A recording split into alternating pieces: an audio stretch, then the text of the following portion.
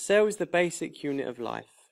Some living organisms, such as animals and plants, are made of hundreds of trillions of these basic units of life called cells. Animal cells.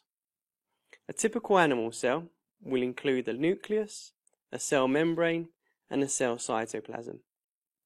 The nucleus is the structure that contains the genetic information, otherwise known as DNA, and it controls the actions and the reactions of the cell. The cell membrane, which is the border of the cell, acts as the gatekeeper, and it controls what enters and exits the cell, as well as enabling neighbouring cells to stick to one another. The cell cytoplasm is the site of the cell's chemical reactions. Lots of chemical reactions occur here, such as respiration. Respiration takes place in specialized structures called mitochondria. Plant cells. Plant cells contain the structures that animal cells contain, that we've just discussed, the nucleus, the cytoplasm, and the cell membrane, but they also include lots of extra structures. For example, they contain a cell wall. A cell wall is made of cellulose, and this structure provides support for the shape of the cell. Plant cells also contain chloroplasts, which are filled with a chemical called chlorophyll. Chlorophyll enables plant cells to absorb light, so it can be used in photosynthesis. Chlorophyll is also the substance that gives plants its green colour.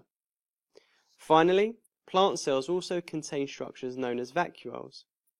These are filled with a watery substance which contains dissolved sugars called cell sap. The role of the vacuole is to provide support for the cell shape and to store sugars. Specialized cells. So some cells are specialized. They are able to carry out particular jobs. The specialized cells we will look at are red blood cells, nerve cells, and white blood cells. Red blood cells do not possess a nucleus.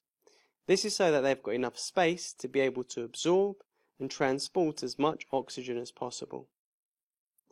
Nerve cells are specialized in that they have branched endings called dendrites.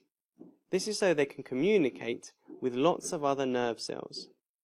You will also notice they have long axons along which the electrical message can travel. Finally, white blood cells enable us to fight infections. They can be identified by the characteristic lobed nucleus. White blood cells have a flexible cytoplasm so that they can engulf pathogens in a process called phagocytosis. Some other white blood cells are specialized to produce antibodies, and it's these antibodies that fight pathogens.